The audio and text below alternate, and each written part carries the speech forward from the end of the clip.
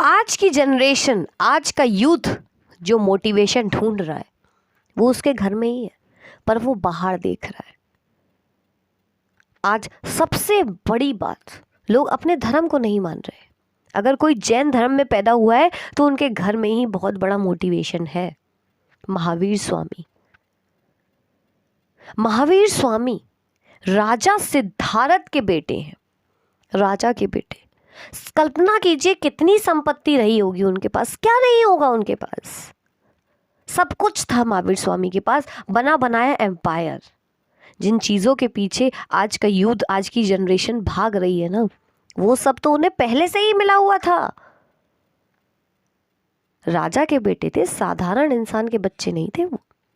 राजा, क्या नहीं होगा उनके पास, क्या सोना नहीं होगा, चांदी नहीं होगी, जमीन जायदाद नहीं होगी, घोड़ा गाड़ी क्या नहीं होगा, फिर भी इन सब चीज़ों को उन्होंने छोड़ दिया। और आज की जनरेशन, आज का युवा इन चीज़ों के पीछे भाग रहा है।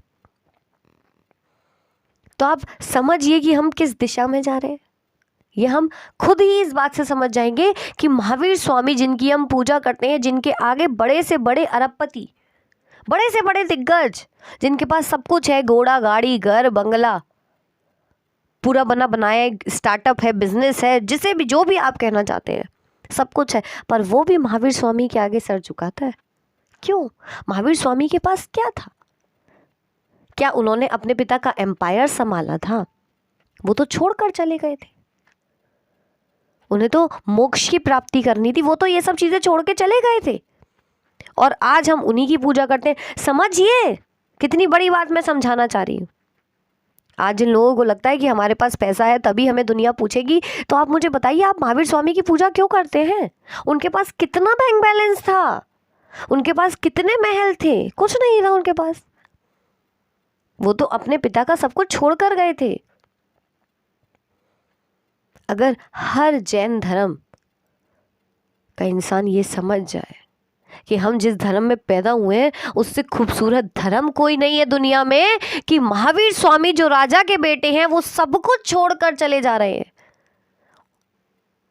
और आज इंसान पागल है कि हमारे पास ये नहीं है, वो नहीं है। उनके पास क्या था, फिर भी आज लोग उनके आगे सर झुकाते हैं, आज उनकी पूजा होती है।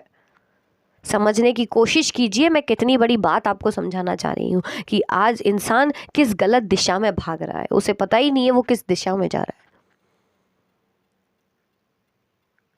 आज जितनी भी परेशानियां हैं ना, वो सब खत्म हो जाए अगर इंसान इस बात को समझ जाए कि हमारे भगवान महावीर स्वामी इन चीज़ों को कब का छोड़ चुके, जिन्हें हम पाना चाहते हैं। एक झटके में छोड़ दिया, मुझे नहीं रहना है, मुझे नहीं बनना है राजा, सब कुछ छोड़कर चले गए। क्या नहीं होगा उनके पास? राजा के बेटे हैं, नौकर चाकर सोना चांदी सब कुछ था, फिर भी छोड़कर चले गए। क्यों? क्या उसमें खुशियां नहीं है? आज तो लोग कहते हैं पैसे से खुशियां हैं। अगर आपके पास गाड़ी है, बंगला है, तो ही लोग आपको पूछेंगे। तो फिर महावीर स्वामी की क्यों लोग पूजा करते हैं? क्यों लोग उनका नाम जपते हैं? क्यों उनके आगे सर झुकाते हैं? क्यों बोलते हैं कि बोलिए महावीर स्वामी की जय? क्यों? उनके पास क्या था? जो उनके पास है ना, वो हम सोच भी नहीं सकते। उनके पास वो है, पर जिन चीज़ों के पीछे हम भाग रहे हैं ना, वो गलत है, वो हमें गलत दिशा में ले जा रही है। अगर हम महावीर स्वामी से सीखें ना, तो बहुत कुछ सीखने को मिलता है। ज़िंदगी की सच्चाई यही है कि इंसान खाली हाथ आया है और खाली हाथ ही जाएगा। इसीलिए महावीर स्वामी ने वो सब कुछ छोड़ दिया जो उन्हें मिला था। वो राजा के बेटे थे, पर उन्हें मालूम था मैं राजा का बेटा हूं, कब तक ये सब चीज़ें मुझे गलत दिशा में ले जाएंगी। इसीलिए वो जंगल चले गए।